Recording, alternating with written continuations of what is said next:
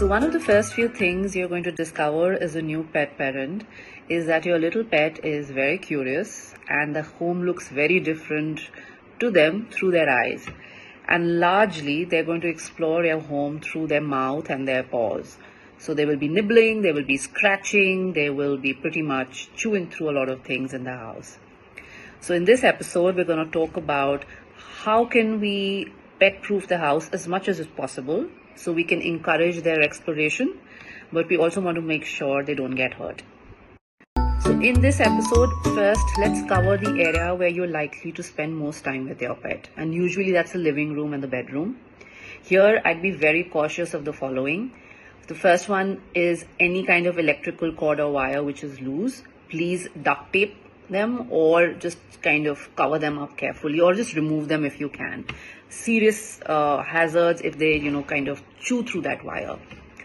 The second thing is remove anything on the floor which is tiny, so coins, batteries, little toys, hair ties, any form of medicines, very toxic, very dangerous, also choking hazards for your pet.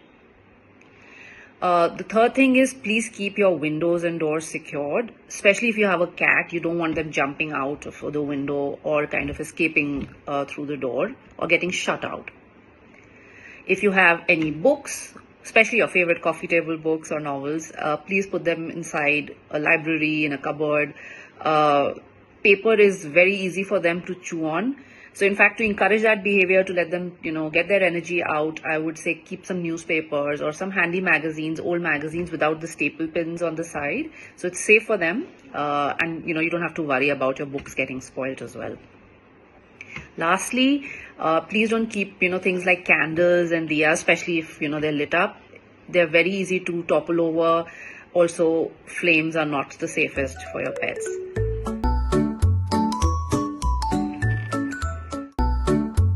We're going to cover other areas of the house. So let's talk about the kitchen first.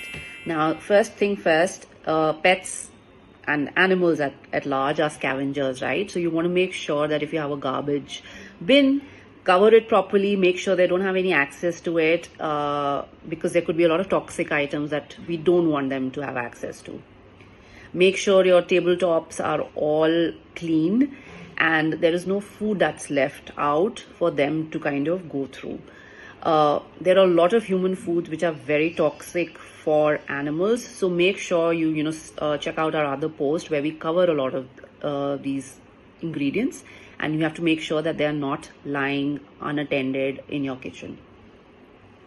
Let's talk about the bathroom now. Usually they will not hopefully get into your bathroom, but they're curious little explorers. So make sure the toilet lid is shut down. We don't want any accidents where they either drown or they end up having something from inside the pot. Make sure there are no medicines lying in the bathroom. Please remove all pointed things like scissors and razors, etc. Store them in drawers. Also, any medicines in terms of ointments or lotions, those kind of products, which are likely to have a smell and also arouse their curiosity, kind of, keep them stocked in a drawer. It's always safer. The next one I'm going to talk about is the balcony area or the garden area. Now, it's a great place because, your pet can run around and play there, and we want to encourage that. But there are two things I'll make absolutely sure of. One, make sure the plants in your garden or your balcony are all safe. Again, there's a long list of plants that are toxic for animals. So please read through that and make sure that you remove them before you get your pet.